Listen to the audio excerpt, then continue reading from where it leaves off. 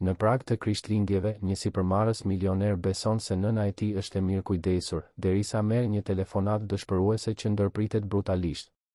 Kur kthehet papritur në shtëpi, gjen një skenë të paimagjinueshme që zbulon vite vuajtjesh të fshehura në ndukje të përsosura. Por asgjë nuk e përgatit për kthesën e fundit. Gruaja që ai dashuron nuk veproi vetme, dhe tradhtari i vërtet është edhe më pranë nga sa i imagjinon. Nëse kjo histori ju interesoj, mos harroni të regjistroheni në kanalin ton dhe na thoni nga cili qytet po na ndiqni. Vazhdojmë. Nata e Krishtlindjeve në Tiranë sillte me vete aromën e pagabueshme të kulaçit të festave dhe shkëlqimin e dritave që zbukuronin rrugët e lagjes së bllokut. Ishte një natë kur familjet mblidheshin, kur përqafimet dhe të qeshurat mbushnin shtëpitë, kur shpresa për një vit të ri dukej e prekshme në ajrin e freskët të qytetit. Por brenda vilës 3-4 të familjes Berisha, heshtja rëndonte si plumë mbi shpatullat e zonjës Hana. Ajo ishte ulur në karrigen lëkundëse të dhomës së saj, një dhomë që ndodhej në katin e dytë, larg lëvizjeve të shtëpisë. Muret ishin tepër të bardhë, tepër të ftohtë. Dekorimi minimalist që Arta, nusja e saj, kishte imponuar vite më parë, nuk përshtatej me shpirtin e ngrohtë të Hanës. Nuk kishte fotografi në mure, nuk kishte lule të freskëta në komodinë. Vetëm një kryq të vogël dhe një kuti druri të vjetër që ajo e ruante sikur të ishte pjesa e fundit e një bote që nuk ekzistonte më. Hana ishte 73 vjeçe dhe mbante në fytyrë shenjat e një jete të tërkushtuar familjes. Ajo kishte rritur dritanin, djalin e saj të vetëm, me gjithë dashurinë që një nën mund të ofronte. Pasi bashkëshorti u nda nga jeta vite më parë, ajo mori rolin e babait dhe nënës, duke punuar palodhshëm për të siguruar që djali të kishte arsimim, mundësi dhe një të ardhme të ndritur. Dhe dritani ja doli. Ai u bë një sipërmarrës i suksesshëm, pronar i një rjeti dyqanesh teknologjie që shtrihej në të gjithë vendin. Ai ishte i respektuar, i admiruar, i begat. Por begatia kishte një çmim. Dritani jetonte mes mbledhjeve, udhëtimeve dhe angazhimeve që e mbanin larg shtëpisë pjesën më të madhe të kohës. Ai i besonte plotësisht Artës, gruas së tij, për t'u kujdesur për nënën. Fundja, Arta tregonte gjithmonë aq shumë vëmendje kur ai ishte pranë.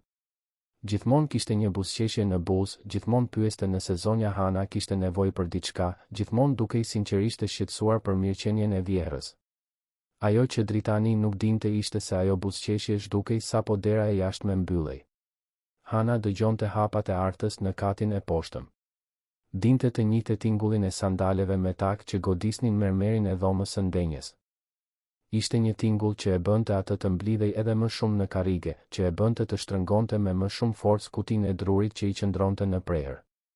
Brenda saj, ajo ruante letra të vjetra, fotografi të zbehura nga koha kur dritani ishte fëmijë, një rreth martese që i kishte përkitur bashkëshortit dhe një ruzare të vogël që nëna e saj ja kishte dhënë dekada më parë. Ishin kujtime të një kohe kur ndihej e dashuruar, e vlerësuar, e nevojshme. Tani, ajo ndihej si një barë. Një pengesë. Një prani e papërshtatshme në shtëpinë e saj. Arta ishte 38 vjeçe, me flokë bjond të drejtuar në mënyrë të përsosur dhe një shije të hollë për rrobat e markës. Ajo vinte nga një familje tradicionale e Tiranës, por pa të njëjtën pasuri që kishte fituar duke u martuar me dritanin. Ajo dinte saktësisht se si të sillej në publik, si t'i bënte për vete miqtë e bashkëshortit, si të ruante dukjen. Por brenda shtëpisë, larg vështrimeve të tjerëve, ajo shfaqej si një person krejtësisht tjetër. Për Artën, Hana përfaqësonte një pengesë. Vjera ishte një kujtesë e vazhdueshme se dritani kishte rënje të thjeshta, se familja e tij nuk vinte nga elita e kryeqytetit. Edhe më keq, Hana insistonte të jepte mendime, të pyeste për vendimet, të mbante tradita që Arta i konsideronte të vjetruara dhe të turpshme. Zgjidhja që gjeti ishte e thjeshtë, ta izolonte zonjën e moshuar. Ta mbante larg vizitave, larg festave, larg çdo mundësie për të shfaqur thjeshtësinë e saj. Në fillim ishin gjëra të vogla. Arta filloi t'i shërbente vaktet Hanës në dhomë, duke pretenduar se shkallët e lodhnin shumë zonjën. Më pas, filloi të dekurajonte shoqet e vjetra që ta vizitonin, gjithmonë me justifikime të sjellshme për lodhjen e zonjës Hana apo angazhime të shpikura. Gradualisht, bota e Hanës po t'kurrej, duke u reduktuar në 4 muret e bardha të asaj dhome të ftohtë. Dhe kur dritani pyeste, Arta kishte gjithmonë një përgjigje gati. Nëna e tij ishte mirë, vetëm pak e lodhur. Preferonte të pushonte. Ishte e lumtur kështu, pa shumë lëvizje. Dritani besonte sepse donte të besonte. Sepse ishte më e lehtë të besoje. Sepse ditët e tij ishin mjaftueshëm të ndërlikuara me tabela, kontrata dhe konkurrencë. Në atë prag Krishtlindjesh, Hana shikonte nga dritarja dhe shite dritat e shtëpive fqinje. Imagjinonte familjet e mbledhura, fëmijët duke luajtur, aromën e darkës që përhapej nëpër kuzhina.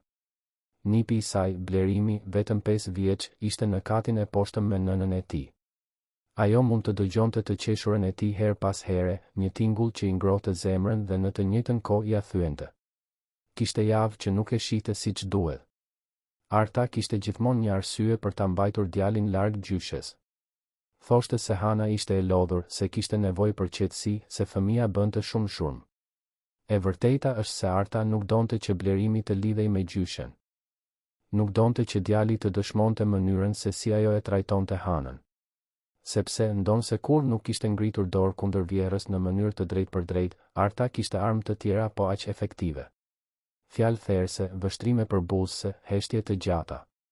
E injoronte Hanën për ditë të tëra, i mohonte komoditete të vogla, kontrollonte çdo aspekt të rutinës së saj. E moshuara nuk mund të zgjidhte çfarë të hante, çfarë rrobash të vishte, kur të dilte nga dhoma. Dhe më e keqja nga të gjitha ishte poshtërimi i vazhdueshëm.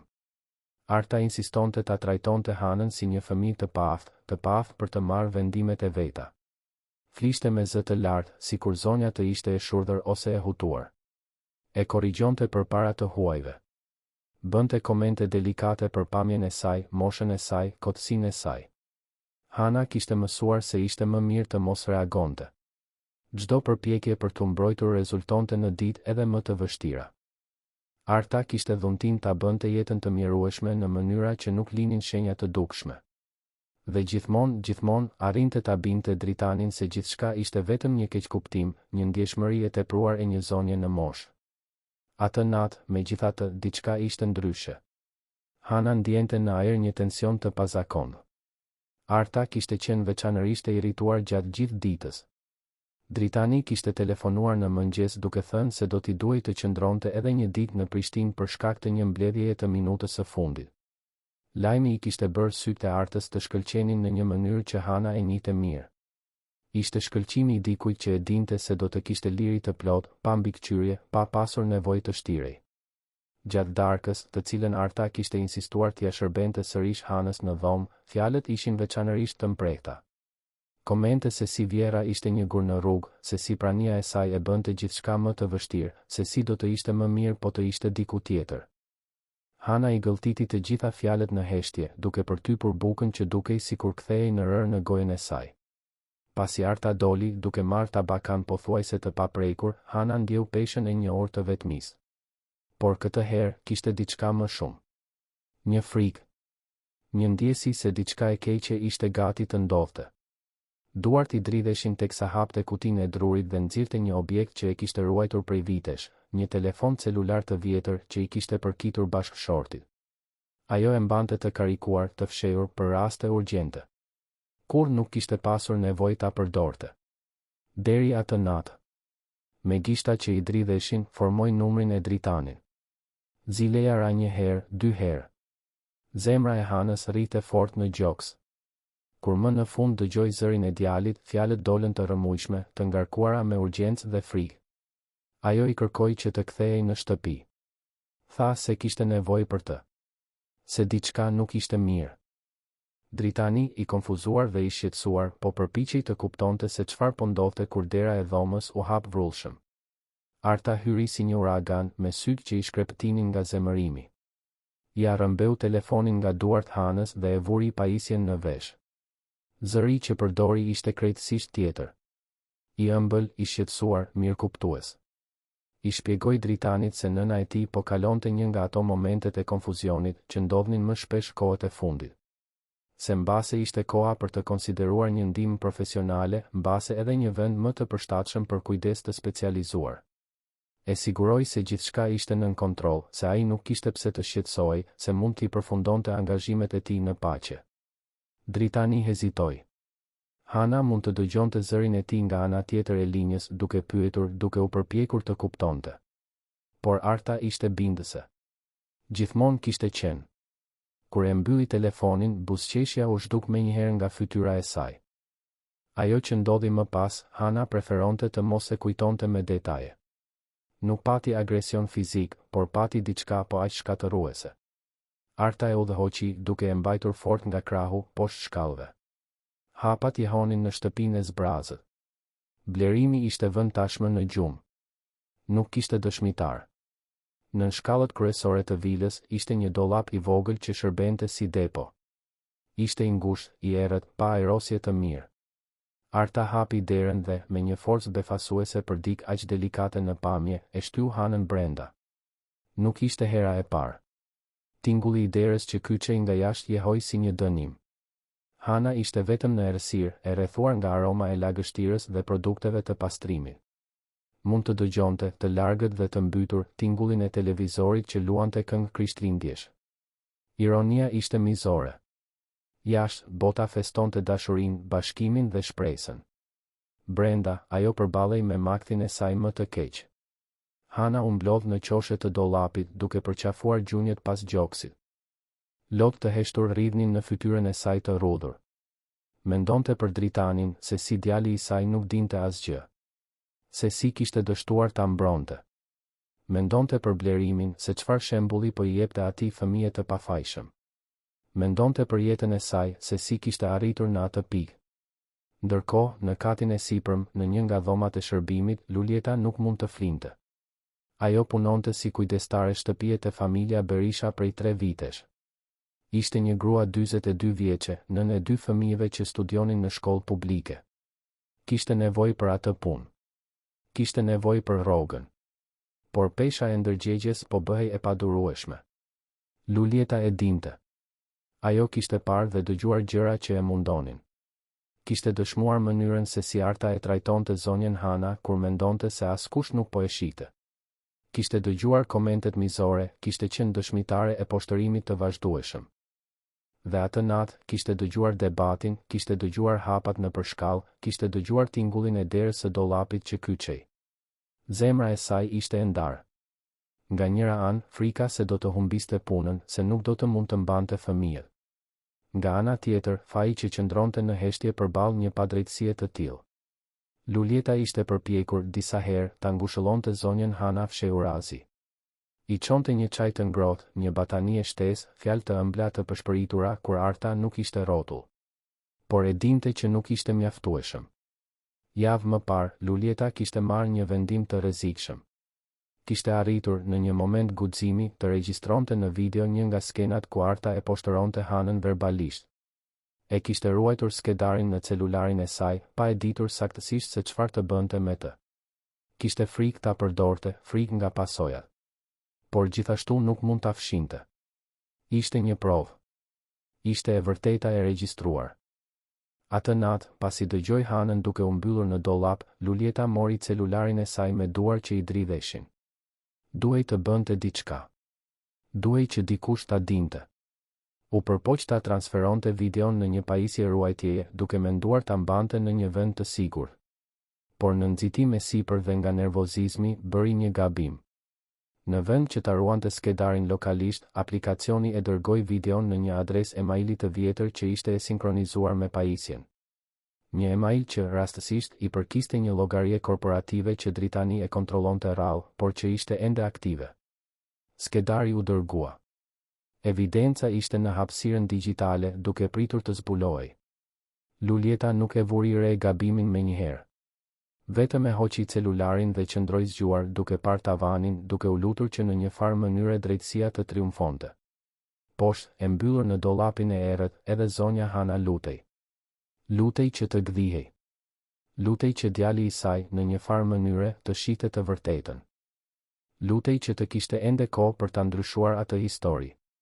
Mëngjesi erdhi me dritën e butë që i paraprin ditës së Krishtlindjeve. Tirana zgjoi ngadalë, ende e mbështjell nga mjegulla karakteristike e dimrit. Në rrugët e bllokut, shtëpitë filluan të gjallëroheshin. Familjet zgjoheshin për të përgatitur drekën, fëmijët vraponin për të parë dhuratat në pemë, aroma e kafes së freskët përhapej nëpër kuzhina. Në vilën e familjes Berisha, megjithatë, mëngjesi sillte me vete një heshtje të rëndë dhe të pakëndshme. Arta zbriti shkallët me robë dishanin e saj prej mëndafshi bezh, flokët ende të kapur në një topuz të përsosur. Hapat e saj ishin të matur, të llogaritur. Ajo kishte fjetur thellë, pa brejtje ndërgjegjeje, pa faj. Për të, ajo që kishte bërë natën e kaluar ishte vetëm një masë e nevojshme. Hana duhej të mësonte të mos ndërhynte, të mos shkaktonte probleme, të pranonte vendin e saj. Teksa kalonte pranë shkallëve kryesore, Arta hodhi një vështrim të shpejtë te dera e dollapit. Ishte e kyçur, saktësisht siç e kishte lënë. Nuk kishte nxitim për ta hapur. Le të qëndronte plaka edhe pak aty, duke reflektuar për veprimet e saj. Kështu funksiononte Arta. Kontroll. Pushtet. Dominim absolut mbi çdo aspekt të asaj shtëpie. Lulieta ishte tashmë në kuzhinë kur hyri Arta. Kujdestarja e shtëpisë e kishte kaluar natën pa gjumë, e munduar nga ndërgjegjja. Sytë e saj ishin të fryrë nga lodhja dhe shqetësimi. Ajo përgatiste mëngjesin me lëvizje automatike, por mendja e saj ishte krejtësisht e fokusuar te ai dollap nën shkallë. Zonja Hana ishte aty brenda prej orësh. Orë errësire, të ftohti dhe vetmie. Mirë mëngjes, Lulieta, tha Arta me një buzëqeshje që nuk i arrinte të sy. Përgatit vetëm kafe për mua dhe lëng për blerimin. Vjehra nuk do të pi kafe me ne sot. Po pushon. Lulieta shtrëngoi buzët duke mbajtur fjalët që donin të shpëtonin. Si të dëshironi, zonja Arta, u përgjigj me zë të ulët duke shmangur vështrimin direkt me pronaren. Arta e vuri re tensionin, por nuk i interesoi. Ishte mësuar të shihte frikë në sytë e punonjësve. Kështu funksiononin gjërat. Respekt përmes frikës. Bindje përmes kërcënimit të nënkuptuar të shkarkimit. Ajo u shërbye me kafe, shfletoi një revistë dekorimi dhe planifikoi mentalisht se si do ta kalonte atë ditë Krishtlindjesh pa pranim bezdisëse të vjerës. Ndërkohë, në anën tjetër, në hotelin ku ishte akomoduar në Prishtinë, Dritan Berisha zgjohej me një ndjesi të huaj në gjoks. Kishte diçka në telefonatën e natës së kaluar që e shqetësonte thellësisht. Zëri i nënës së tij, aq i frikësuar, aq urgjent. Dhe pastaj shpjegimi i Artës, aq bindës dhe në të njëjtën kohë aq i ftohtë. Dritani ishte 42 vjeç dhe kishte ndërtuar perandorinë e tij nga zeroja. Ishte një burr inteligjent, i mprehtë në biznes, i aftë të dallonte gënjeshtrat dhe manipulimet kur bëhej fjalë për kontrata dhe partneritete. Por kur tema ishte familja e tij, veçanërisht gruaja e tij, dukej se kishte një bllokim. Ai donte të besonte se gjithçka ishte mirë. Se nëna e tij po kujdesej. Se Arta ishte nusja e përsosur që dukej se ishte. Por atë mëngjes, i vetëm në dhomën e hotelit, larg shpërqendrimeve të biznesit, Dritani nuk mund ta largonte ndjesinë se diçka ishte tmerrësisht gabim. Mori celularin dhe mendoi të telefononte në shtëpi. Ishte vetëm ora 7 e mëngjesit. Mbase tepër herët. Vendosi të priste pak, të bënte dush, të organizonte mendimet. Teksa po përgatitej, vështrimi i tij ra mbi laptopin që ishte mbi tavolinë. Kishte disa emaile të grumbulluara nga llogaria korporative e vjetër që e përdorte rrallë. Nga impulsi, vendosi ta kontrollonte. Mbase ndonjë klient i rëndësishëm kishte tentuar të kontaktonte. Hapi notebookun, bëri login dhe filloi të kalonte nëpër emaile. Spam, njoftime automatike, buletine. Ishte gati ta mbyllte kur një email pa subjekt i tërhoqi vëmendjen. Dërguesi ishte i panjohur. Nuk kishte tekst, vetëm një skedar videoje të bashkëngjitur. Dritani mblodhi vetullat. Mund të ishte një virus, ndonjë lloj spami malign. Por diçka e bëri të klikonte. Mbase intuita, mbase rasti, mbase fati që bënte punën e tij të heshtur. Videoja filloi të ngarkohej. Cilësia nuk ishte nga më të mirat, qartësisht e regjistruar me një celular në mënyrë diskrete. Dritani e njohu menjëherë skenën. Ishte dhoma e ngrënies së shtëpisë së tij. Dhe aty ishte nëna e tij, e ulur në tavolinë me një pjatë përpara. Zemra e Dritanit filloi të rrite më fort. Ai ngriti volumin. Zëri i Artës jehonte në video, por ishte një zë që Dritani kur nuk e kishte dëgjuar më parë. I ftohtë, therrës, plot me përbuzje. Vërtet mendoni se dikujt i intereson çfarë keni për të thënë? Opinionet tuaja janë po aq të vjetruara sa rrobat tuaja. Na bëni një nder dhe heshtni. Askush këtu nuk dëshiron të dëgjoj ankesat tuaja për të kaluarën. Kamera u drodh pak, por vazhdoi të regjistronte. Hana ishte me kokën ulur, duart i dridheshin teksa mbante pirunin. Zëri i saj doli i dobët, pothuajse i padëgjueshëm. Unë vetëm doja të dija nëse Dritani do të arrijë në kohë për darkën e nesërme. E qeshura e artës ishte mizore. Dritani? Ai është i zënë duke ndërtuar një perandori. Nuk ka kohë të ri duke dëgjuar një plak që ankohet. Madje, kam menduar të bisedoj me të për të gjetur një vend më të përshtatshëm për ju. Një azil. Ku njerëzit e moshës suaj mund të rrinë bashk, larg atyre që vërtet kanë rëndësi. Fjalët pasuese ishin edhe më të këqija. Arta vazhdoi, çdo fjali si një tej i mprehtë, duke prerë copë pas cope dinjitetin e Hanës. Flishte se si Vjera ishte një barë, se si e turpëronte familjen me mënyrat e saj të thjeshta, se si do të ishte më mirë po të zhdukej thjesht. Dritani e shikonte videon me sytë e zgjeruar, gjaku i vlonte në vena. Ajo nuk mund të ishte e vërtetë. Nuk mund të ishte gruaja e tij. Nuk mund të ishte nëna e tij duke u trajtuar në atë mënyrë. Por ishte. Ishte e gjitha e vërtetë. Çdo fjalë, çdo gjest përbuzjeje, çdo sekondë e asaj videoje ishte një e vërtet brutale që ai kishte dështuar ta shite. Videoja përfundoi papritur. Dritani mbeti i palvizur, duke parë ekranin e zi, duke marrë frymë me vështirësi. Duart i dridheshin. Ndjeu një val përzierjeje t'i ngjitej në stomak. Si nuk e kishte vënë re. Si kishte qenë aq i verbër. Sa herë nëna e tij ishte përpjekur t'i thoshte diçka dhe ai thjesht nuk kishte dashur ta dëgjonte. Pa u menduar 2 herë, Dritani mori telefonin dhe telefonoi sekretaren. Anulo gjithçka. Të gjitha angazhimet e sotme. Po kthehem në Tiranë menjëherë. Më duhet një makinë tani. Gruaja nga ana tjetër e linjës u përpoq të kundërshtonte, të fliste për mbledhje të rëndësishme, kontrata që duheshin mbyllur. Dritani nuk deshi t'ia dinte. Tani, përsëriti ai dhe e mbylli. Teksa bënte gati gjërat e tij me nxitim, mendja e Dritanit punonte me ritëm të shpejtë. Mendonte për të gjitha shenjat që kishte injoruar. Herët që kthehej në shtëpi dhe nëna e tij ishte gjithmonë në dhomë. Justifikimet e artës se Hana ishte e lodhur, se donte të pushonte.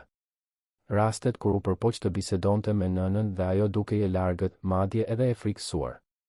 Gjithçka kishte kuptim tani. Një kuptim të tmerrshëm dhe shkatërues. Kthehemi në vilën në Tiranë, Blerimi ishte zgjuar. Djali 5 vjeçar zbriti shkallët duke vrapuar, i emocionuar për Krishtlindjet. Gjyshe Hana, thërriste teksa vraponte. Dua t'i tregoj vizatimin tim gjyshes. Arta e ndaloi djalin në korridor. Blerim, gjyshja po pushon. Nuk mund ta shqetësojmë tani. Eja të ham mëngjes me mua. Por unë bëra një vizatim për të, insistoi djali, duke mbajtur një letër të rrudhosur në duart e tij të vogla. Është një surprizë Krishtlindjesh. Arta e shikoi letrën dhe fytyra e saj u drodh pak. Ishte një vizatim fëminor, i bërë me lapsa me ngjyra. Tregonte 2 figura. Një të madhe, me flokë të verdhë dhe një shprehje që mund të interpretohej si e zemëruar. Një tjetër të vogël, të mbledhur në qoshe, me lodhë që zbrisnin në fytyrën e vizatuar në mënyrë rudimentare. Sa vizatim i bukur, tha Arta me zë të kontrolluar, duke ja rrëmbyer letrën nga duart djalit. Do ta ruaj për t'ia treguar gjyshes më vonë. Tani eja të ham. Blerimi hezitoi, duke ndjerë se diçka ishte gabim, por u bin. Fëmijët kanë një perceptim të mprehtë për tensionet, edhe nëse nuk e kuptojnë plotësisht se çfarë po ndodh. Ai ndjeu klimën e rënë në shtëpi, vuri re se nëna ishte më e irrituar se zakonisht, vuri re se gjyshja nuk shfaqej prej ditësh. Teksa hante mëngjes, Arta mendonte për hapin e radhës. Duhej të mbante kontrollin e situatës. Dritani ishte dukur i dyshimt në telefonatën e natës së kaluar. Ishte e nevojshme të përforcojë narrativa. Mbase ishte koha që vërtet të fillonte të mbillte idenë se Hana po humbte aftësitë mendore, se kishte nevojë për kujdes të specializuar. Lulieta vëzhgonte gjithçka nga kuzhina, me zemër të shtrënguar. Ajo kishte bërë gabimin të dërgonte videon në vendin e gabuar, por nuk e dinte ende këtë. Besonte se evidenca ishte e ruajtur e sigurt, duke pritur momentin e duhur. Ajo që nuk e imagjinonte ishte se ai gabim aksidental do të ishte çelësi për të ndryshuar gjithçka. Në dollapin nën shkallë, Hana ishte gjysmë e vetëdijshme. Mungesa e ajrit të duhur, i ftohti i natës dhe trauma emocionale kishin marrë çmimin e tyre. Ajo lundronte mes zgjimit dhe një gjendje empirieje, duke kujtuar fragmente të jetës së saj. Shite bashkëshortin duke buzëqeshur, shite dritanin fëmijë duke vrapuar në përkopsht, shite nënën e saj duke kënduar ninulla. Kujtimet e mira përzieshin me realitetin mizor të së tashmes. U përpoq të godiste derën disa herë gjatë natës, por forcat e saj ishin të kufizuara. Tani, as nuk përpiqej më. Vetëm priste. Priste që dita të vinte, që dikush ta gjente, që në një farë mënyre ai makt të përfundonte. Ishte pothuajse ora 10 e mëngjesit kur ra interfoni i vilës. Lulieta u përgjigj. Ishte Xha Besniku, roja i lagjes, duke njoftuar se do të vinte të verifikonte një problem të raportuar në sistemin e ujit të shtëpisë. Arta e autorizoi hyrjen me hezitim. Një person më shumë në shtëpi nënkuptonte një person më shumë që duhej të gënjehej. Besniku ishte një burr 58 vjeç që punonte në atë lagje luksoze prej më shumë se 20 vitesh. I njihte të gjitha familjet, të gjitha sekretet e pathëna, të gjitha fasadat. Ai gjithmonë kishte pasur një dashamirësi të veçantë për zonjën Hana. Në kohët kur ajo ende mund të dilte, gjithmonë e përshëndeste me mirësi të sinqertë, pyeste për familjen e tij, kujtonte emrat e fëmijëve të tij. Në muajt e fundit, Besniku kishte vënë re mungesën e Hanës. Sa herë që pyeste, merrte të njëjtën përgjigje të edukuar dhe boshe nga Arta se vjera apo pushonte, duke preferuar të qëndronte brenda shtëpisë. Por diçka në ato përgjigje gjithmonë e shqetësonte. Kishte një ftohtësi, një nxitim për të ndryshuar temë. Atë mëngjes, teksa verifikonte tubat e jashtëm të shtëpisë, Besniku dëgjoi një zhurmë të huaj. Ishte e mbytur, pothuajse e padukshme. Vinte nga brenda shtëpisë. Ai ndaloi duke kushtuar vëmendje. Ja ku ishte sërish. Një rënkim i ulët, një zhurmë e dikujt në vuajtje. Besniku i ra ziles. Arta hapi derën me një buzëqeshje të sforcuar. Gjithçka mirë aty jashtë, Xha Besnik? Po, zonja Arta. Por dëgjova një zhurmë të huaj që vinte këtu nga brenda. A jeni mirë? A ka dikush nevojë për ndihmë? Buzëqeshja e Artës u drodh për një pjesë të sekondës. Jo, gjithçka është mirë. Duhet të jetë televizori. Blerimi po shite vizatime pak më parë. Por nuk dukej se vinte nga dhoma e ndenjes, insistoi Besniku, diçka në instinktet e tij të një burri punëtor dhe të ndershëm e paralajmëronte se diçka ishte gabim. Dukej se vinte që këtu brenda, pranë shkallëve. Arta ndjeu panikun të fillonte t'i ngjitej, por ruajti qetësinë. Jeni gabuar. Siç e thash, gjithçka është mirë. Nëse e keni mbaruar punën e jashtme, ju falenderoj. Besniku nuk ishte nga ata që dorëzoheshin lehtë. Ai kishte parë shumë gjëra në vitet e tij të punës. Familje të përsosura nga jashtë, të kalbura nga brenda. Pasuri që fshite mjerimin njerëzor. Dhe në atë moment, duke parë në sytë e Artës, ai pa diçka që e bëri të merrte një vendim. Me gjithë respektin, zonja Arta, më duhet të verifikoj. Nëse ka dikush që ka nevojë për ndihmë në këtë shtëpi, është detyra ime të sigurohem që të gjithë të jenë mirë. Veçanërisht zonja Hana. Ka kohë që nuk e shoh. Do të dëshiroja ta përshëndesja, pasi është prag Krishtlindjesh. Gjaku i Artës u ngrin. Situata po i dilte nga kontrolli. Ajo nuk mund ta linte Besnikun të hynte. Nuk mund ta linte të zbulonte Hanën të mbyllur në atë dollap. U përpoq të bllokonte kalimin, por Besniku kishte hedhur tashmë një hap përpara. Ishte atëherë kur zhurma erdhi sërish. Më fort këtë herë. Një rënkim i pagabueshëm dhimbjeje që vinte nga dollapi nën shkallë. Sytë e Besnikut u zgjeruan. Pa kërkuar leje, ai eci drejt derës së dollapit. Arta u përpoq ta ndalonte, por ishte tepër vonë. Besniku rrotulloi dorezën. Ishte e kyçur. Ku është qelësi, pyeti me zë të ulët dhe të kontrolluar, por me një vendosmëri që nuk pranonte mohim. Arta ishte e rrethuar. Mendimet e saj vraponin. Mund të shpikte një justifikim, mund të pretendonte se ishte një hapësirë private, mund të kërcënonte se do ta padiste Besnikun për hyrje pa leje. por burri përballë saj nuk ishte më roja i edukuar dhe i bindur. Ishte dikush i vendosur për të bërë gjën e duhur. Do të thëras policin nëse nuk e hapni këtë derë tani, tha besniku, duke nxjerrë celularin nga xhepi. Në atë moment, Lulieta u shfaq nga korridori. Ajo kishte dëgjuar gjithçka. Dhe për herë të parë në 3 vite, gjeti guximin që i duhej. Unë e kam një çelës rezervë, tha me zë të fortë, duke ecur drejt një dollapi të vogël mjetesh. Nxori çelësin dhe ia dha drejt për drejt besnikut. Arta ishte e zbeth, merrte frymë shpejt. Situata kishte shpërthyer plotësisht jashtë kontrollit të saj. Gjithçka që kishte ndërtuar, e gjithë fasada e ruajtur me kujdes, ishte gati të shembej. Besniku vuri çelësin në brav dhe e rrotulloi. Dera u hap duke zbuluar errësirën e hapësirës së vogël. Dhe aty, e mbledhur në qoshe, e brish dhe e friksuar si një fëmijë, ishte zonja Hana. Sytë e saj puliteshin përballë dritës së papritur. Rrobat e saj ishin të rrudhosura, fytyra e saj e shënuar nga lotët e tharë. Heshtja që pasoi ishte shurdhuese. Lulieta vuri duart te goja, duke mbytur një ngashërim. Besniku mbeti i paralizuar për një sekond, duke procesuar skenën e tmerrshme përpara tij. Dhe Arta e dinte se jeta e saj, ashtu siç e njihte, kishte mbaruar në atë moment të saktë. Skena që u zhvillua në ato minuta të para pas hapjes së dollapit do të mbetje e gdhendur përgjithmonë në kujtesën e të gjithë të pranishmëve. Besniku ul ngadalë, duke i zgjatur dorën Hanës me delikatesën e dikujt që prek diçka të çmuar dhe të brish. Zonja Hana, jam unë, besniku. Jeni e sigurt tani? Do t'ju nxjerrim që andej. Hana e shikonte sikur nuk mund të procesonte se ajo ishte e vërtetë. Buzët e saj lëviznin, duke u përpjekur të formonin fjalë, por asnjë tingull nuk dilte. Ishte në shok të thellë, trupi i dridhej në mënyrë të pakontrolluar. Besniku vuri re shenjat në kyçet e saj, ku ishte mbështetur pas mureve të forta të dollapit gjatë natës. Pas betësinë e sëmurë të fytyrës së saj, buzët e plasaritura nga dehidratimi. Me kujdes ekstrem, ai e ndihmoi zonjën të ngrihej. Këmbët e saj mezi mund ta mbanin. Lulieta vrapoi nga ana tjetër, duke e mbajtur Hanën nga krahu.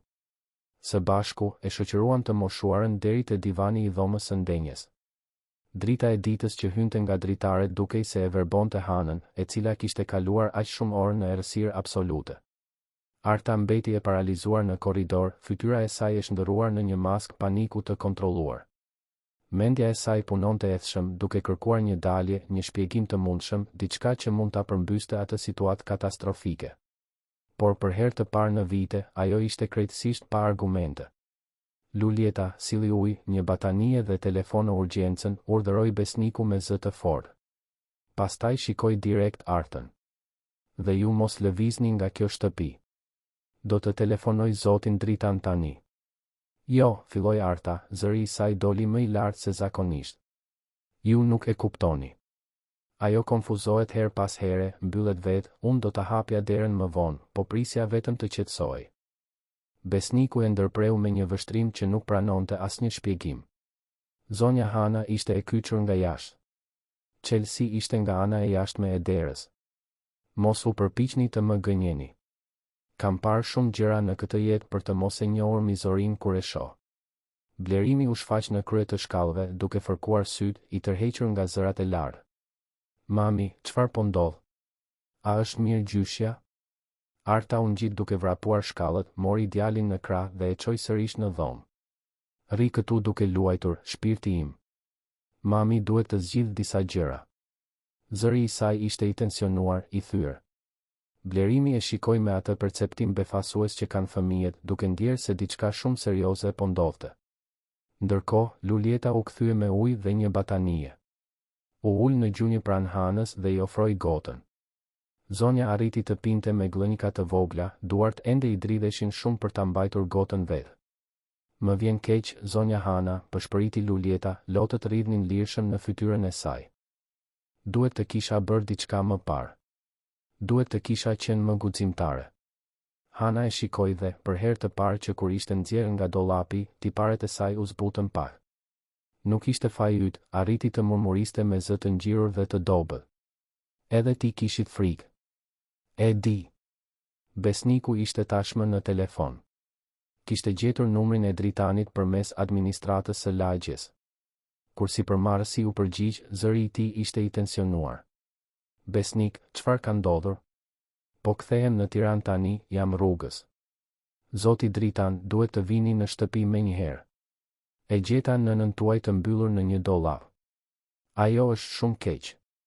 E thira ambulancën. Pati një heshtje nga ana tjetër e linjës. Pastaj, zëri i Dritanit erdhi i ngarkuar me një përzierje tmerri dhe furie që besniku kur nuk e kishte dëgjuar më parë. Si e mbyllur? Kush e bëri këtë? Ishte gruaja juaj, zotëri. Më vjen keq që duhet t'ju them, por dëshmova gjithçka. Zonja Hana ishte e mbyllur nga jashtë në dollapin nën shkallë. E kaloi gjithë natën aty brenda. Dritani ndjeu sikur toka i kishte ikur nën këmbë. Ai ishte në makinë, rrugës për në aeroport, por tani shkeli gazin deri në fund. Do të marr një avion privat. Do të jem aty për 2 orë. Ju lutem, mos e lini nënën time vetëm. Dhe mos e lini artën të dal nga ajo shtëpi. Mos u shqetësoni, zotëri. Nuk do të shkoj asgjë kund derisa të vini ju. Ambulanca erdhi 15 minuta më vonë. 2 mjek hynë në shtëpi dhe bën një vlerësim të shpejtë të Hanës. Shenjat vitale ishin stabile, por ajo ishte qartësisht në gjendje shoku të rëndë. Dehidratim i moderuar. Duhej ta dërgonin në spital për ekzaminime më të detajuara. Teksa po e përgatitnin për transport, një nga mjekët vuri re shenja të vjetra në krahët e Hanës. Njolla të vogla që tregonin presion të përsëritur, të mbajtur me forcë. Shikimi i tij u takua me atë të besnikut dhe një mirëkuptim i heshtur kaloi mes tyre. Ajo nuk ishte një incident i izoluar. Do të shkoj me të, njoftoi Lulieta duke marrë çantën e saj. Nuk do ta lë vetëm në spital. Arta vëzhgonte gjithçka nga kati i sipërm, e fshehur pas murit të korridorit.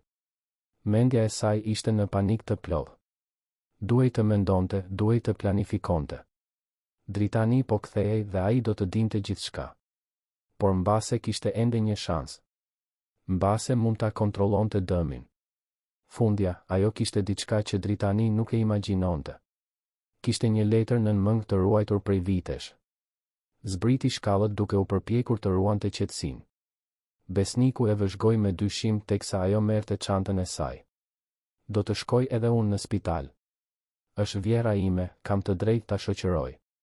Ju do të qëndroni këtu dhe do të prisni ardhjen e Zotit Dritan, tha besniku me vendosmëri.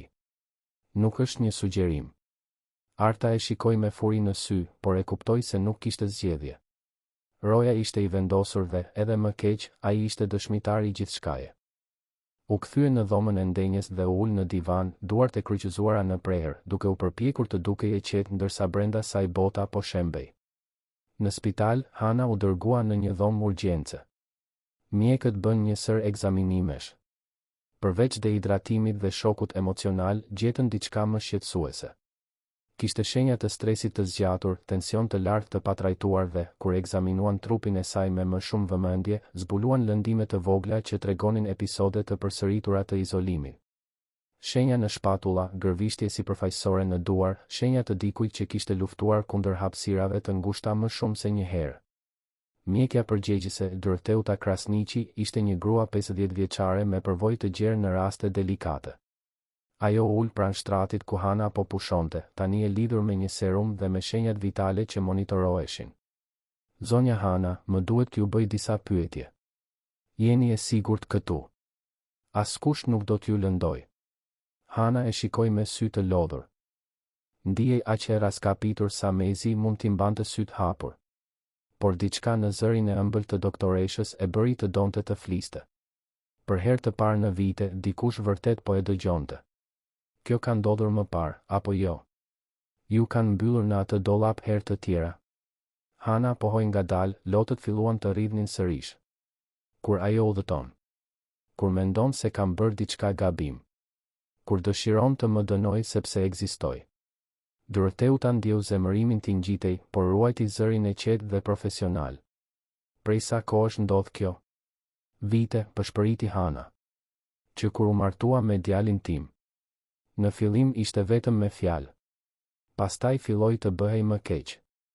Lulieta ishte ulur në anën tjetër të shtratit, duke mbajtur dorën e lirë të Hanës. Kam dëshmuar shumë gjëra, doktoresh. Kam madje një video të regjistruar. E dërgova në një email aksidentalisht, por është aty. Është provë e asaj që ajo bënte. Doroteuta bëri shënime të kujdesshme. Do të më duhet t'i përfshi të gjitha këto në raportin mjekësor. Këto informacione mund të jenë të rëndësishme. Dhe dua ta dini, zonja Hana, se nuk jeni vetëm tani. Do të sigurohemi që të merrni gjithë ndihmën e nevojshme. Ndërkohë, Dritani ishte në një avion privat që kishte marrë me qira me nxitim. I ulur i vetëm në kabinën luksoze, nuk mund të ndalonte së menduari. Mori sërish laptopin dhe e shikoi videon edhe një herë. Çdo fjalë e Artës ishte si një goditje me thikë. Si kishte qenë aq i verbër? Si e lejoi që kjo të ndodhte nën çatin e tij? Mendonte për të gjitha herët që nëna e tij u përpoq t'i tregonte diçka dhe ai ishte tepër i zënë për ta dëgjuar. Të gjitha rastet kur kthehej në shtëpi dhe ajo ishte gjithmonë në dhomë, gjithmonë e qetë, gjithmonë duke u dukur se ishte mirë. Arta kishte gjithmonë një shpjegim. Gjithmonë kishte një justifikim. Dhe ai gjithmonë besonte sepse ishte më e lehtë të besoje. Dritani mendoi gjithashtu për djalin. Blerimi ishte vetëm 5 vjeç. Çfarë kishte dëshmuar ai fëmijë? Çfarë lloj shembulli po i jepte ai atij? Fëmia po rritej në një shtëpi ku mizoria fshihej pas buzëqeshjeve të rreme dhe gënjeshtrave të ndërtuara mirë. Telefoni i tij ra. Ishte një numër i panjohur. U përgjigj. Zoti Dritan Berisha? Po, kush flet? Jam Doroteuta Krasniqi nga klinika Shpresa. Po kujdesem për nënën tuaj. Do të dëshiroja t'ju informoja për gjendjen e saj. Dritani u drejtua në ndenjëse. Si është ajo? Fizikisht do të shërohet. Është e dehidratuar dhe në shok, por shenjat vitale janë stabile. Megjithatë, më duhet t'ju flas për diçka më serioze. Gjetëm evidenca të situatave të mëparshme të izolimit. Nëna juaj tregoi se kjo ka ndodhur prej vitesh. Zëri i Dritanit u drodh. Nuk e dija. Betohem që nuk dija asgjë. Ju besoj, zotëri, tha doktoresha me mirësi. Por tani që e dini, do t'ju duhet të merrni vendime të rëndësishme. Nëna juaj ka nevojë për mbrojtje. Dhe ka çështje ligjore që me siguri do të lindin. Do të bëj gjithçka që është e nevojshme, premtoi Dritani. Po kthehem në Tiranë tani. Do të arri për më pak se një orë. Kur e mbylli telefonin, Dritani mbështeti kokën në duar. Ndjeu peshën dërmuese të fajit. Nëna e tij kishte vuajtur aq shumë, për aq shumë kohë, dhe ai ishte krejtësisht i pavetëdijshëm. Tepër i zënë duke ndërtuar perandorinë e tij, duke korrur sukses, ndërsa gruaja që kishte sakrifikuar gjithçka për të poshuar në shtëpinë e saj. Kthehemi në vilën në blok, Arta ecste nga njëra anë në tjetrën të dhomës. Besniku qëndronte aty, i ulur në një koltuk, duke vëzhguar çdo lëvizje të saj. Ai kishte telefonuar administratën e lagjes duke shpjeguar situatën dhe duke kërkuar që dikush të mbulonte turnin e tij. Nuk do të lëvizte që andej derisa të vinte Dritani. Arta më në fund ndaloi se ecuri dhe e shikoi atë. Ti nuk kupton asgjë. Ajo plak është manipuluese. Shtiret si viktim, por në të vërtetë përpiqet të kontrollojë gjithçka. Përpiqet të më bëjë të dukem si e keqja. Besniku e shikoi pa shprehje. Pash me syt e mi një zonjë 73 vjeçe të mbyllur në një dollap të errët. Nuk ka manipulim në këtë. Ka vetëm mizori. Arta po bëhej gati të përgjigjej kur dëgjoi tingullin e një makine që frenoi vrullshëm në hyrje. Zemra i rahu fort. Dritani kishte arritur.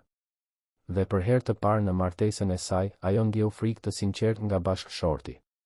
Dera e jashtme u hap me forcë. Dritani hyri si një uragan, sytë e kuq nga zemërimi dhe diçka më e thellë, një dhimbje viscerale që shndërronte tiparet e tij. Ai pa besnikun i pari. Ku është ajo? Në spital, zotëri. Lulieta shkoi me të. Mjekët thanë se do të bëhet mirë fizikisht, por është shumë e tronditur. Dritani pohoi me kokë dhe pastaj sytë e tij takuan Artën. Ajo ishte e zbeth, duart e shtrënguara pas trupit.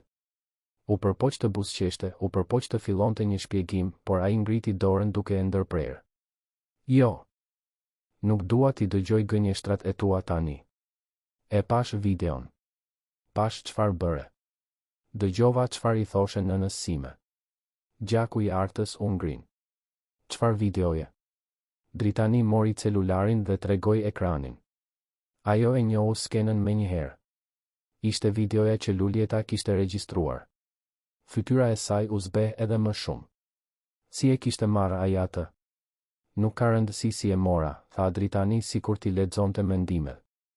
Ajo që ka rëndësi është se tani di gjithçka. Di çfarë i bëre nënës sime. Di prej sa kohësh ndodh kjo. Dhe di që dështova në mënyrë të mjerueshme ta mbroja. Arta u përpoq të rifitonte kontrollin. Dritan, duhet të më dëgjosh. Nëna jote është e vështirë.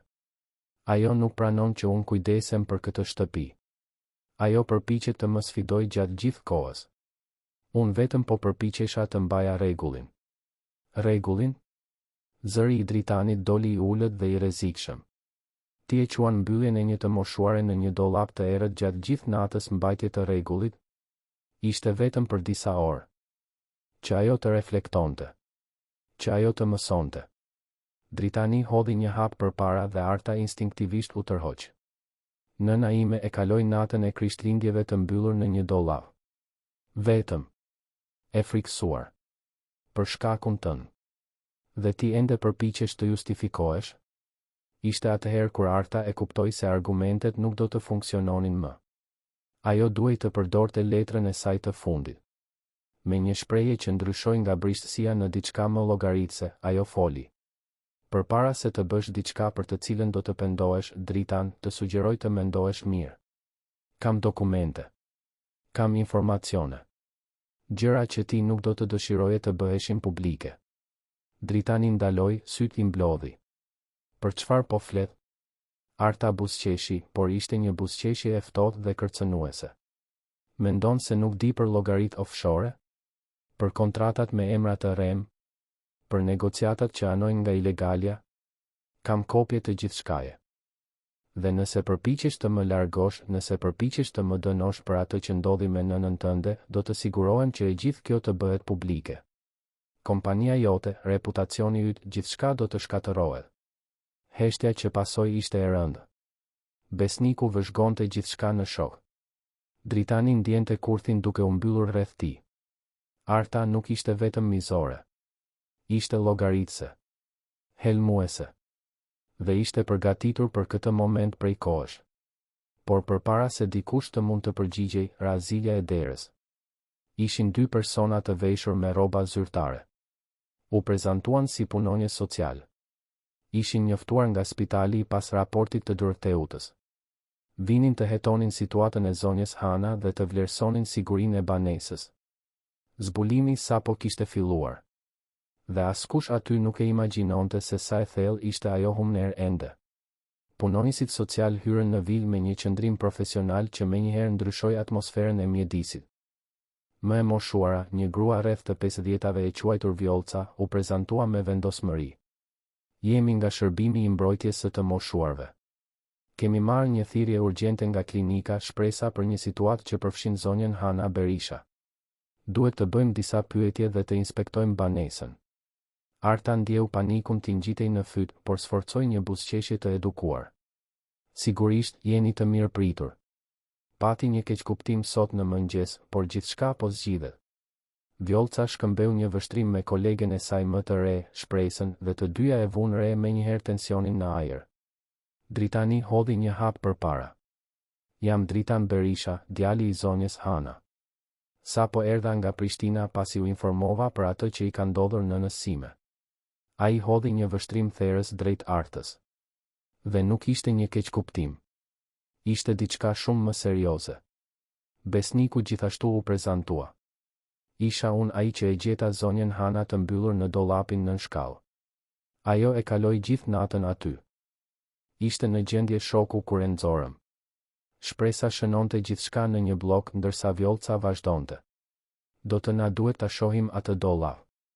Dhe gjithashtu të bisedojmë me çdo person të pranishëm në shtëpi kur incidenti ndodhi. Gjatë orës pasuese, punonjësit social bën një inspektim të hollësishëm. Fotografuan dollapin nën shkallë, duke vënë re hapësirën e ngushtë dhe kushtet e mjerueshme. Gjetën gërvishtje në muret e brendshme, shenja duarsh që kishin tentuar të shtynin derën. Brava e jashtme konfirmonte se ishte e pamundur të dilje nga brenda pa ndihmë. Ishte një evidencë fizike e pakundërshtueshme e izolimit. Më pas, u ngjitën deri te dhoma e Hanës. Dhoma ishte tepër e thjeshtë për dikë që jetonte në një vilë të asaj madhësie. Nuk kishte dekorim personal domethënës përveç kutisë së drurit që Hana e ruante me aq dashuri. Muret e bardha dhe të ftohta, mungesa e komoditetit bazë, gjithçka tregonte izolim të qëllimshëm. Ishte shpresa ajo që gjeti vizatimet. Ishin të fshehura pas një mobiljeje të vogël pranë dritares. Ishin flet letre të rrudhosura, disa të grisura në anë. Vizatime fëminore të bëra me lapsa me ngjyra. Vjollca mori një prej tyre dhe zemra i u shtrëngua. Imazhi tregonte 3 figura. Një të vogël, qartësisht një fëmijë. Një më të madhe me flokë të verdhë të vizatuar në mënyrë të egzageruar. Dhe një figurë të tretë, më të vogël dhe të kërrusur, me sy të përfaqësuar si vija poshtë, si lodh. Ka edhe të tjerë këtu, tha shpresa, duke mbledhur vizatimet e tjera. Njëri tregonte një derë të mbyllur me një figurë nga ana tjetër. Një tjetër pasqyronte atë që dukej si dikush i vetëm në një qoshe të errët. Ishin zgaravitje fëmije, por tregonin një histori shkatëruese. Blerimi kishte dëshmuar gjithçka. Dhe në pafajësinë e 5 viteve të tij, ishte përpjekur të dokumentonte atë që shite në të vetmen mënyrë që dinte. Vjollca zbriti shkallët me vizatimet në duar dhe gjeti dritanin të ulur në divanin e dhomës së ndenjes, me kokën mes duarve. Zoti Dritan, më duhet t'ju tregoj diçka. Ajo i zgjati letrat. Dritani mori vizatimet dhe ndjeu sikur mori një grusht në stomak. E njohu menjëherë dorën e djalit të tij. Ato ishin vizatimet e Blerimit. Dhe ato tregonin saktësisht atë që Arta i kishte bërë nënës së tij. Djali i tij, një fëmijë i vogël dhe i pafajshëm, kishte dëshmuar gjithçka.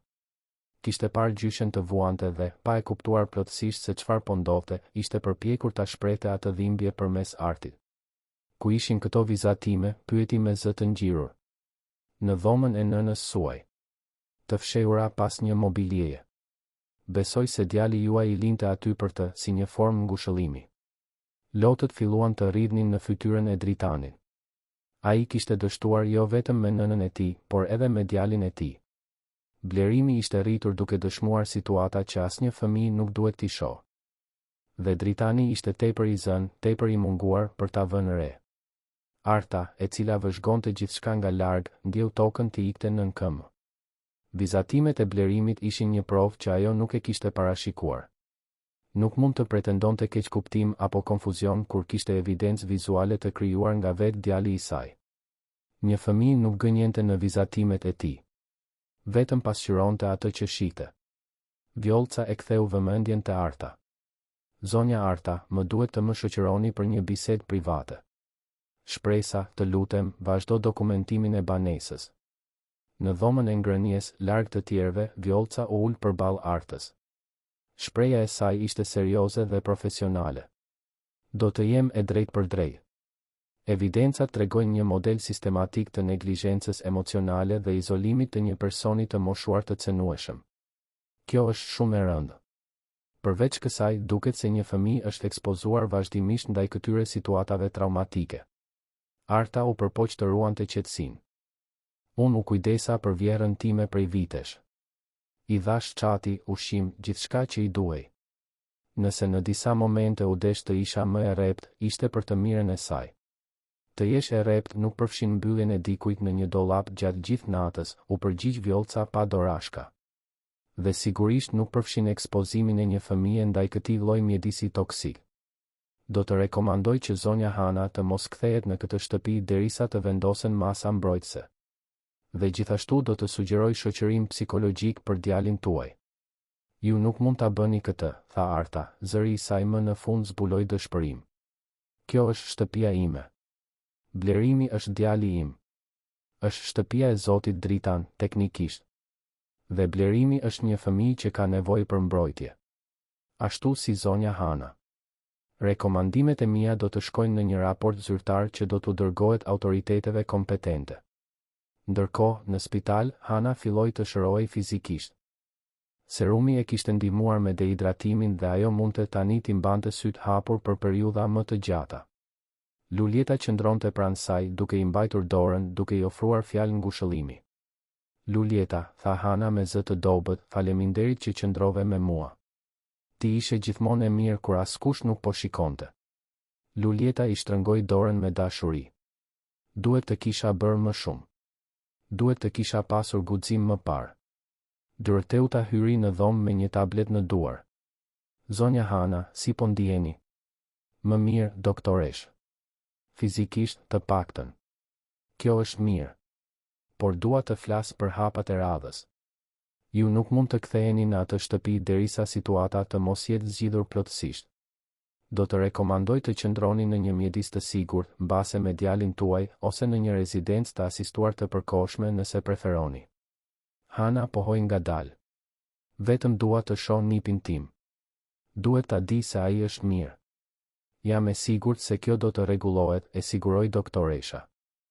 Djali juaj po informohet për gjithçka në këtë moment. Kthehemi në vil, Dritani po ngjiste shkallët drejt dhomës së blerimit. Duhej të shihte djalin, ta përqafonte, ta mbronte. Hapi derën ngadalë. Blerimi ishte ulur në dysheme, i rrethuar nga lodrat, por nuk luante. Vetëm shikonte nga dritarja me një shprehje tepër të largët për një fëmijë 5 vjeçar. Blerim, thiri Dritani butësisht. Djali u kthye dhe sytë e tij u ndriçuan kur pa të atin. Babi. U ktheve. Dritani u ul në gjunjë dhe hapi krahët. Blerimi vrapoi dhe u hodh në tobab e birë qëndruan të përqafuar për një moment të gjallë. Dritani ndjente zemrën e thyrë. Si nuk e kishte vënë re peshën që djali i tij mbante. Blerim, duhet të bisedoj me ty për një gjë të rëndësishme. A mund të jesh i sinqert me mua? Djali pohoi, por sytë e tij tregonin frikë. Do të mbetem pa lojra? Jo, biri im. Ti nuk bëre asgjë gabim.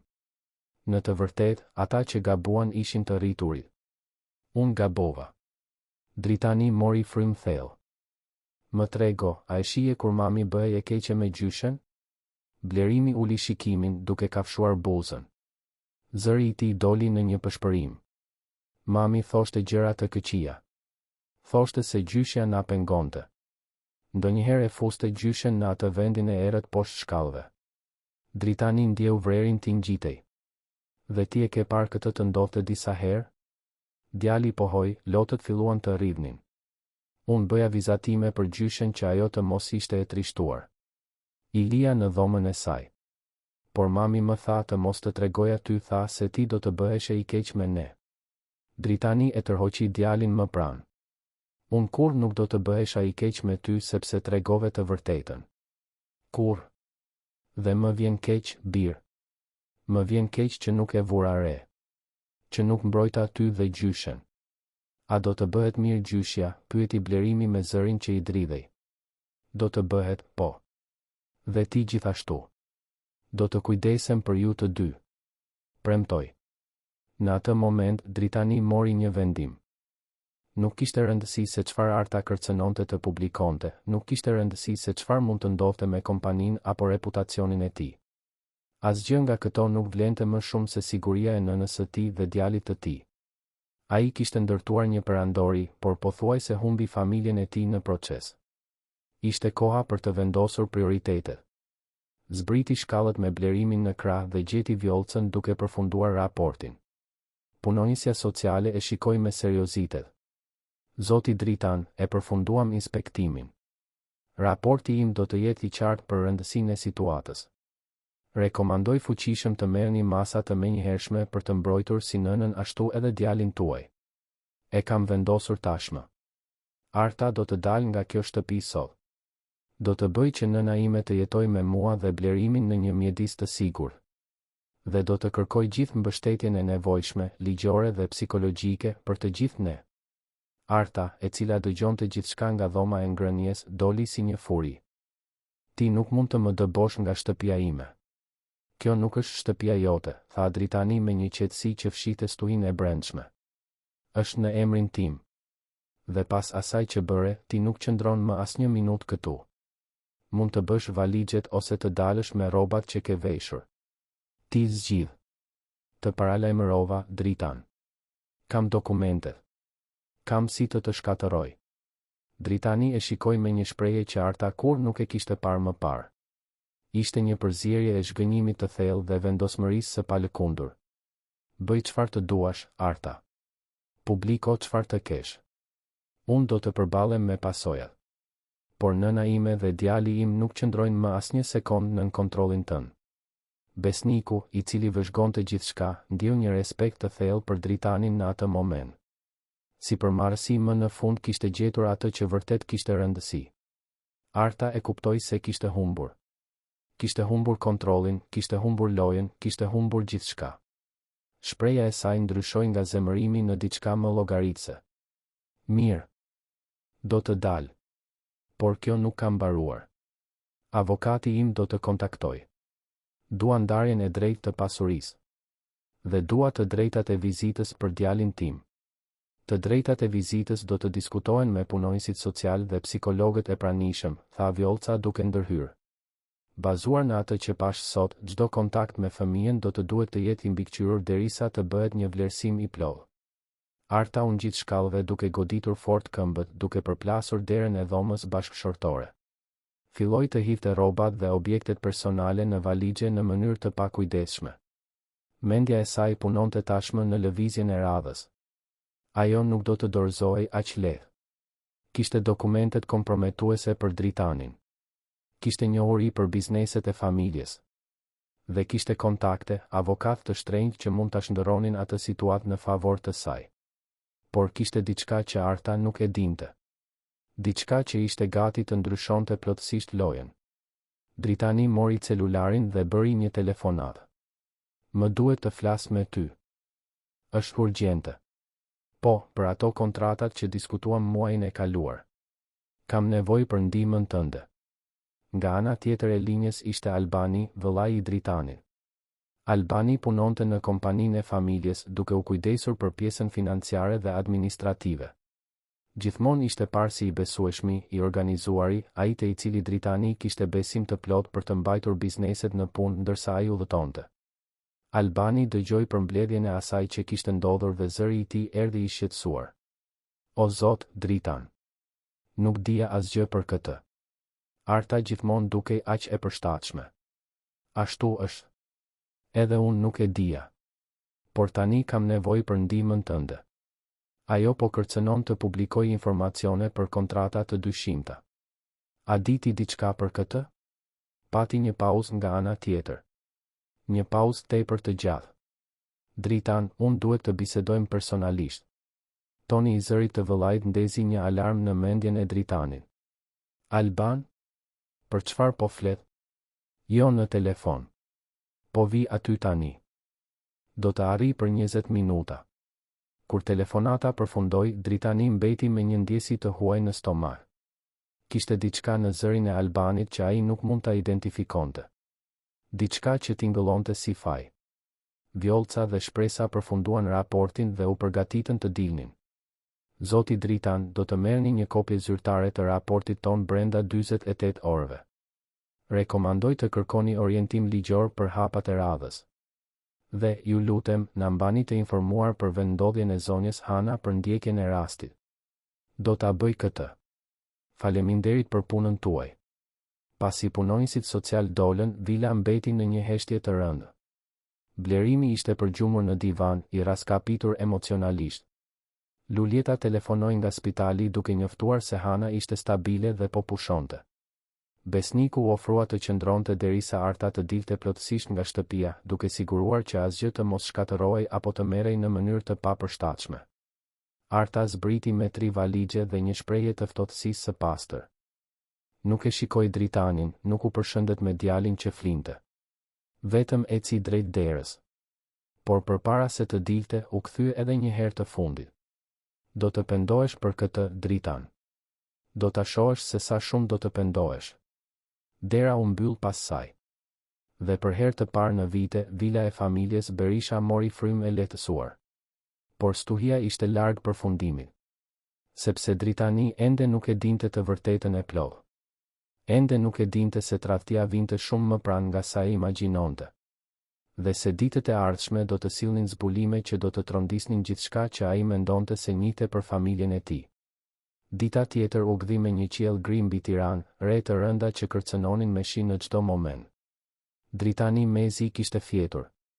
Kishte kaluar gjithë natën duke menduar për atë telefonat misterioze, duke u përpjekur të identifikonte zërin, duke spekuluar se çfarë sekretesh mund të ishin ende të fshehura. A nuk mjaftonte të zbulonte se gruaja e tij kishte torturuar psikologjikisht nënën e tij për vite me radhë? Çfarë tjetër mund të kishte? Në orën 11:30 të mëngjesit, Dritani parkoi makinën e tij pranë Kafe Bloku, një vend tradicional në qendër të qytetit që ekzistonte prej dekadash. Vendi ishte i mbushur si gjithmonë, me ekzekutiv në pushim për drekë, student me laptop dhe turistë që admironin arkitekturën klasike të vendit. Dritani hyri dhe kërkoi për dikë që dukej se po priste. Nuk u vonua shumë për ta identifikuar. I ulur në një tavolinë në fund, i veshur me kostum të errët dhe syze dielli edhe brenda mjedisit, ishte një burr që Dritani e njohu menjëherë. Zemra i rahu fort. Ishte Albani, vëllai i tij. Albani kishte 37 vjeç, 5 më pak se Dritani. Gjithmonë kishte qenë djali më i largët, ai që zgjodhi të ndiqte karrierën në avokati korporative në vend që të hynte në bizneset e familjes. Dritani i besonte atij plotësisht. Albani kujdesej për të gjitha aspektet ligjore të kompanisë, kishte prokur për të vepruar në emër të Dritanit dhe njihte çdo detaj financiar të perandorisë që kishin ndërtuar së bashku. Ose kështu mendonte Dritani. Alban, tha Dritani duke ju afruar tavolinës, zëri i tensionuar. Ti ishe ai që telefonove? Ulu, vëlla. Duhet të bisedojmë. Zëri i Albanit ishte tjetër. Kishte një ftohtësi aty që Dritani kur nuk e kishte vënë re më parë. Dritani u ul, muskujt e tensionuar. Për çfarë bëhet fjalë e gjithë kjo? Çfarë sekretesh përmende? Albani hoqi syzet e errëta, duke zbuluar sy të lodhur por llogaritës. Para se gjithash, dua ta dish se nuk kam pendes për atë që bëra. Gjithçka u mendua, u planifikua dhe u ekzekutua me saktësi. E vetmja gjë me të cilën nuk llogarita ishte paftësia e artës për t'i mbajtur gjërat diskrete. Dritani ndjeu gjakun t'i ngrinte. Për çfarë po flet? Albani porositi një kafe te kamarieri përpara se të vazhdonte. Ti ishe gjithmonë djali i artë, apo jo? I parlinduri që nëna e adhuronte. Ai që pati gjithë mbështetjen për të hapur kompaninë. Ndërkohë, unë u harrova, u shtyva mënjan, u trajtova si dytësor. A e di sa herë nëna joni krahasoi arritjet e mia me tuajat? Sa herë dëgjova se duhet të isha më shumë si ti? Dritani tundi kokën, i pabesuar. Alban, kjo nuk është e vërtetë. Nëna gjithmonë të ka dashur një lloj. Gjithmonë të ka dashur ty më shumë, korrigjoi Albani me hidhërim. Por kjo nuk ka rëndësi tani. Ajo që ka rëndësi është se e kuptova para shumë vitesh se, nëse doja të kisha atë që meritoja, duhej ta merrja. Dhe ishte saktësisht ajo që bëra. Kamarieri solli kafen. Albani e piu ngadalë duke shijuar momentin përpara se të vazhdonte. E njoha artën përpara teje. E dije këtë? Ajo ishte praktikante në zyrën ku unë punoja. Një grua ambicioze, inteligjente dhe krejtësisht e gatshme të bënte atë që ishte e nevojshme për të ngjitur në jetë. Ishte ideja ime t'ja prezantoj aty. Dritani ndjeu sikur toka po zhdukej nën këmbët e tij. Ti orkestrove martesën time? Orkestruam shumë më tepër se aq. Albani buzëqeshi, por ishte një buzëqeshje pa ngrohtësi. Arta dhe unë kishim një marrëveshje. Ajo do të martohej me ty, do të fitonte besimin tënd dhe së bashku do të punonim për të izoluar nënën tonë. E sheh, Dritan, ndërsa nëna është gjallë dhe e kthjellët, ajo ka të drejta mbi një pjesë të pasurisë familjare. Vila ku jetoni, për shembull, është ende pjesërisht në emrin e saj. Ekzistojnë investime, aksione, prona. Gjithçka që ajo grumbulloi gjatë viteve. Dhe ju dëshironit t'ja merrnit ato, përshpëriti Dritani, zëri i ngjirur nga tmerri. Dëshironim atë që na takon me të drejtë, u përgjigj Albani ftohtë. Plani ishte i thjeshtë. Arta do të binte se nëna po humbte kthjelltësinë. Episode konfuzioni, harresa, sjellje e çuditshme. Gradualisht ti do të pranoje të kërkoje ndihmë të specializuar. Përfundimisht, një ndërhyrje ligjore. Me nënën të shpallur të paaftë, unë do të merrja rolin si kujdestar ligjor, pasi kam prokurë dhe jam avokat. Dhe atëherë, e gjithë pasuria do të transferohej gradualisht te ne. Ju jeni monstra, tha Dritani, duart I dridheshin nga zemërimi. Nëna ime. Nëna jote. Albani ngriti shpatullat. Biznesi është biznes. Por Arta filloi të bëhej e pakujdesshme. Poshtërimet, izolimi, në rregull. Kjo ishte pjesë e planit. Por mbyllja e nënës në dollap, kjo shkoi përtej. Ishte emocionale, personale.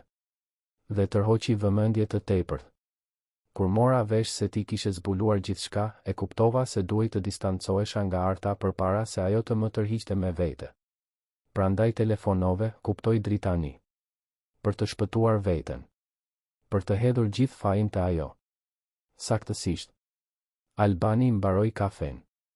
Do të dëshmoj kundër Artës. Do të them se ajo veproi e vetme, se unë nuk dija asgjë.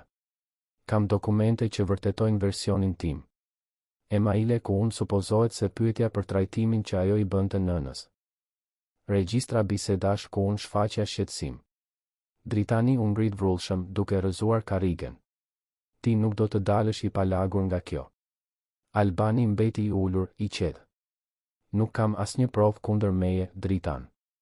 Gjithçka u bë përmes Artës. Ajo I nënshkroi dokumentet, ajo kujdesej për nënën, ajo I bëri zgjedhjet. Unë jam vetëm avokati I familjes që, mjerisht, u gënjye nga nusja manipuluese. Harrove diçka, tha një zë pas tyre.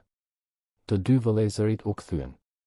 Mariana Kasmi, punonisja sociale, ishte aty e shoqëruar nga dy hetues privat që Dritani kishte punësuar natën e kaluar, duke ndjekur një parandjenje. Dhe të gjithë ata po përdornin regjistrues të vegjël diskret. Çdo fjalë e kësaj bisede u regjistrua, tha Mariana me kënaqësi. Dhe do t'u dorëzohet autoriteteve kompetente ende sot. Fytyra e Albanit u zbe. Kjo është ilegale. Regjistrim pa pëlqim. Në të vërtetë, informoi një nga hetuesit, zoti Dritan na punësoi për të hetuar parregullsi të mundshme financiare dhe sjellje të keqe familjare. Kemi autorizim ligjor për të dokumentuar evidencat. Dhe ju sapo rrëfyet pjesëmarrjen në një skem manipulimi dhe tentativë përvetësimi të paligjshëm të pasurisë përmes mjeteve mashtruese. Albani u përpoq të ngrihej, por hetuesi I dytë bllokoi daljen e tij. Dritani e shikoi vëllan me një përzierje trishtimi dhe urrejtjeje. Unë të besoja ty të dhash akses në gjithçka.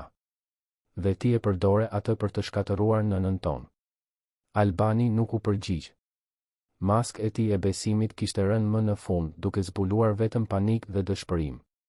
Hetuesit e nxorën Albanin jashtë kafenes. Mariana qëndroi me Dritanin për një moment. Zoti Berisha, e di që kjo duhet të jetë shkatëruese. Të zbulosh se si gruaja ashtu edhe vëllai yt komplotuan kundër nënës tënde. Dritani ul sërish duke mbështetur kokën në duar. Unë dështova me të në të gjitha mënyrat e mundshme. Nuk I pash kërcënimet që ishin saktësisht nën hundën time. Por tani I shihni, tha Mariana butësisht. Dhe po bëni gjën e duhur. Kjo është ajo që ka rëndësi. Në javët që pasuan, e vërteta e plot doli në drigë. Hetuesit gjetën një gjurmë të gjerë dokumentesh të manipuluara, transferta financiare të dyshimta dhe komunikime mes Albanit dhe Artës që vërtetonin komplotin. Albani kishte devijuar burimet e kompanisë gradualisht, duke krijuar një rrjet të ndërlikuar llogarish fantazm dhe investimesh të fshehura.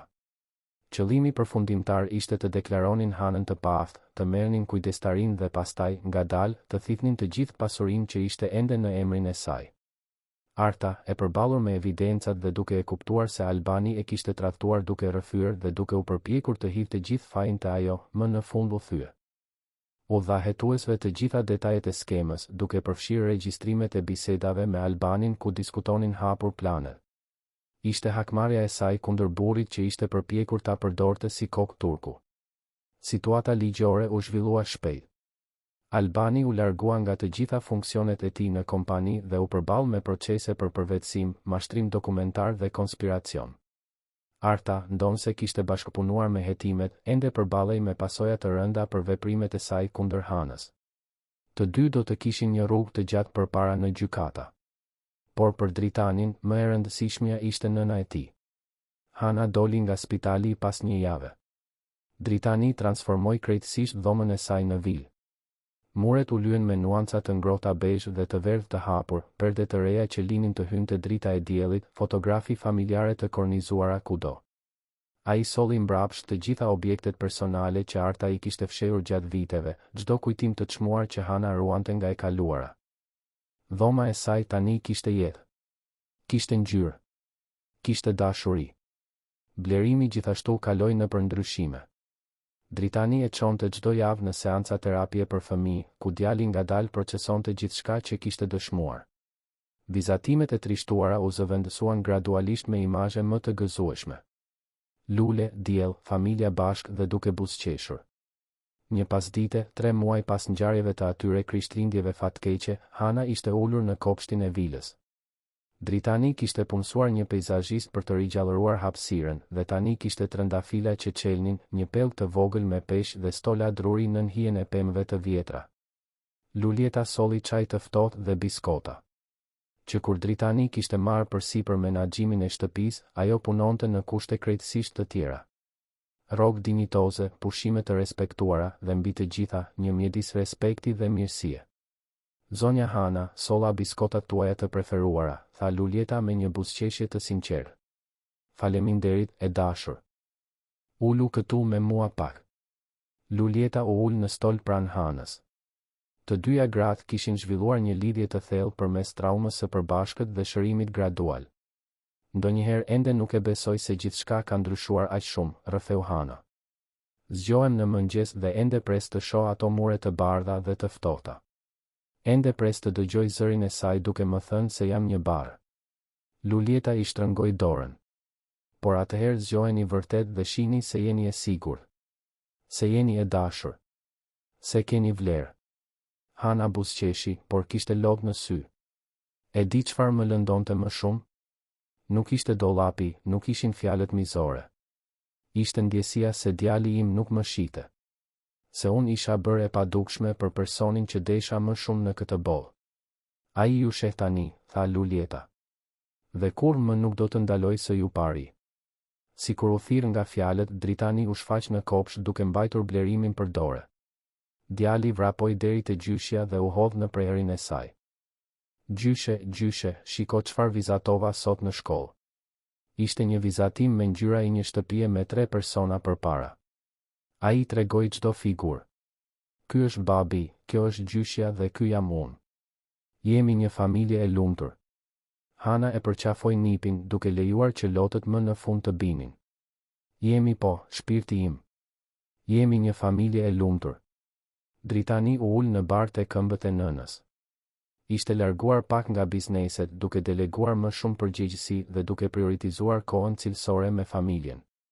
Kishte zbuluar se perandoria që kishte ndërtuar nuk vlente asgjë nëse kushtonte lumturinë e njerëzve që donte. Nën, filloi ai pas një momenti. Dua ta dish se do ta kaloj pjesën tjetër të jetës duke kompensuar për kohën që çova dëm. Për momentet kur nuk isha i pranishëm. Për herët kur zgjodha punën mbi ty, Hana vuri dorën në flokët e djalit, duke e përkëdhelur siç bënte kur ai ishte fëmijë. Bir, ti mi ke dhënë tashmë dhuratën më të madhe të mundshme. Ti më pe. Pas aq shumë kohë duke qenë e padukshme, ti më në fund më pe. Dhe veprove. Kjo është gjithçka që një nën mund të kërkojë. Nuk është mjaftueshëm, insistoi Dritani. Por është një fillim. Atë natë, për herë të parë në vite, familja darkoi bashkë në tavolinën e madhe të dhomës së ngrënies.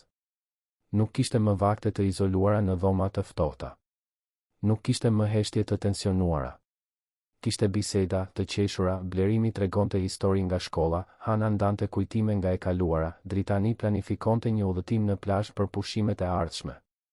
Lulieta shërbente vaktin, por Dritani insistoi që edhe ajo të ulej në tavolinë.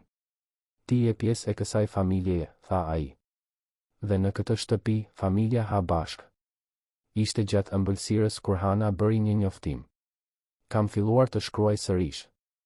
Jo vetëm një ditar të dhimbjeve, por histori. Kujtime të mira. Dua që Blerimi të di nga ka ardhur për forcën që ekziston në familjen tonë. Dua që ai të rritet duke e ditur se edhe në momentet më të errëta, gjithmonë ka shpresë për drill. Dritani Buzqeshi, krenar. Do ta botoj unë për ju. Do t'i shndërrojmë fjalët tuaja në një libër. Blerimi përplasi duart i gëzuar. Do t'i lexoj të gjitha historitë e gjyshes. Javë më vonë, erdhi dita e gjykimit paraprak të Artës dhe Albanit. Dritani nuk mori pjesë. Vendosi se t'u jepte vëmendja atyre do të thoshte t'u jepte një pushtet që nuk e meritonin më. Në vend të kësaj e kaloi ditën me Hanën duke vizituar një muze arti që ajo gjithmonë kishte dashur ta njihte, por kur nuk kishte pasur mundësi. Ata ecën nëpër galeri duke admiruar piktura të mjeshtrave shqiptar, skulptura që tregonin histori qendrese dhe tej kalimi. Në një moment të caktuar, ndaluan përpara një pikture që tregonte një grua të moshuar të rrethuar nga drita e artë, me një buzëqeshje të qetë në fytyrë. "Është e bukur," komentoi Hana. "Jeni ju," tha Dritani. "E fortë, e mbijetuar, plot me dritë tënde." Hana e shikoi djalin me dashuri. "E di çfarë mësova nga i gjithë kjo? Se heshtja mund të jetë si një burg, ashtu edhe një armë. Unë e heshta dhimbjen time duke menduar se po të mbroj aty, por heshtja vetëm ushqeu të keqen. Tani mësova të flas, të ekzistoj me zë të lartë, të zë hapësirë pa kërkuar falje. Dhe unë mësova të dëgjoj," u përgjigj Dritani. "Vërtet të dëgjoj. Jo vetëm të pres radhën time për të folur, por të jem i pranishëm, i vëmendshëm, i disponueshëm." Ata dolën nga muzeu kapur për dore, siç bënin kur Dritani ishte fëmijë. Dielli i pasdites e lante Tiranën në nuanca portokalli dhe të arta. Qyteti vazhdonte ritmin e tij frenetik, por për ta, ai moment ishte paqe absolute. Muajt u shndërruan në një vit. Vila në blok u shit. Dritani bleu një shtëpi më të vogël, më komode, në një lagje me pemë ku Blerimi mund të luante në obor dhe Hana kishte një kopsht për t'u kujdesur. Nuk kishin nevojë për luks. Kishin nevojë për shtëpi. Albani përfundimisht pranoi një marrëveshje. Humbi të gjitha të drejtat mbi kompaninë familjare, ju desh të kthente çdo qindark të devijuar dhe u përball me pasoja profesionale që i dhan fund karrierës së tij në avokati. Arta, pa burime dhe pa aleat, u përball me masa më të rënda. Të dy u bën shembuj se si lakmia dhe mizoria shkatërrojnë jo vetëm viktimat, por edhe autorët. Hana lulëzoi. U kthye në mësimet e pikturës, diçka që e kishte braktisur dekada më parë. U bashkua me një grup leximi me zonja të tjera të lagjes. Krijoi miqësi të vërteta, qesh sinqerisht, jeton plotësisht. Shenjat e traumës nuk do të zhdukeshin kurrë plotësisht, por nuk e përcaktonin më atë. Blerimi rritej i rrethuar nga dashuria dhe shembujt se si të përballesh me vështirësitë me dinjitet. Mësoj që herët se familja nuk është vetëm gjak, por zgjedhje e përditshme për të qenë i pranishëm, për t'u kujdesur, për të vlerësuar. Dhe Dritani, si përmarrësi që pothuajse humbi gjithçka që vërtet kishte rëndësi sepse ishte i verbër ndaj gjërave të duhura, u transformua. Vazhdoi të ishte i suksesshëm në biznes, por tani e maste suksesin në një mënyrë tjetër. Jo në shifra apo arritje, por në darka të ndara, të qeshura të sinqerta dhe në sigurinë se njerëzit që donte e dinin saktësisht se sa shumë i donte. Në një natë Krishtlindjesh, saktësisht një vit pas asaj pragfeste të tmerrshme, familja u mblodh sërish. Por këtë herë ishte një festim i sinqert. Pema shkëlqente në qoshe të dhomës, dhuratat ishin të grumbulluara poshtë, aroma e kulaçit dhe gjelit të detit parfumonte gjithë shtëpinë. Hana ishte ulur në koltukun kryesor, Blerimi në prerin e saj, ndërsa Dritani shërbente verë dhe lëng. Luljeta ishte ftuar të sillte fëmijët e saj, të cilët luanin me Blerimin sikur të ishin kushërinj. Kur ora shënoi mesnatën, ata u përqafuan. Dhe në atë përqafim ishte gjithçka që kishte rëndësi. Falja, fillimi i ri, dashuria e pakushtëzuar dhe premtimi i heshtur se kur më nuk do të lejonin që e keqja të fshihej pas buzëqeshjeve të rreme dhe heshtjeve të voliçme. Hana shikoi rrotull, të njerëzit e mbledhur në shtëpinë e saj të re dhe ndiu një mirënjohje të thellë. Kishte mbijetuar në errësirë. Kishte gjetur dritën sërish. Dhe më e rëndësishmja, kishte rifituar zërin e saj, dinjitetin e saj dhe vendin e saj në bollë. Krishtlindjet që një ditë kishin qenë sinonim i dhimbjes dhe vetmisë, tani përfaqësonin rilindjen. dhe ndërsa Nata përparonte me këngë, histori dhe të qeshura, të gjithë e dinin se ajo ishte vetëm e para nga shumë festime që do të vinin. Sepse më në fund, pas aq shumë vuajtjesh, ata kishin gjetur rrugën e kthimit të njëri tjetri. Dhe këtë herë nuk do të linin që asgjë dhe askush t'i ndante sërish. Fundi i historisë të dashur dëgjues, shpresojmë që historia e Hanës dhe Dritanit të ketë prekur thellësisht zemrën tuaj. Nëse u emocionuat me këtë udhëtim dhimbjeje, zbulimi dhe fillimi të ri, lini pëlqimin tuaj, regjistrohuni në kanal dhe na tregoni në komente se cili moment ju ka shënuar më shumë. Çdo ditë, sjellim histori intensive si kjo, që zbulojnë anën më të thellë të shpirtit njerëzor, sfidat e marrëdhënieve familjare dhe forcën e nevojshme për të thyer ciklet e vuajtjes. Pjesëmarrja juaj është thelbësore që ne të vazhdojmë të sjellim këto narrativa që na bëjnë të reflektojmë mbi marrëdhëniet dhe zgjedhjet tona. Ju presim në episodin tjetër, me një tjetër histori që do të trazoj emocionet tuaja dhe do t'ju bëj të mendoni për kuptimin e vërtet të familjes, dashurisë dhe faljes.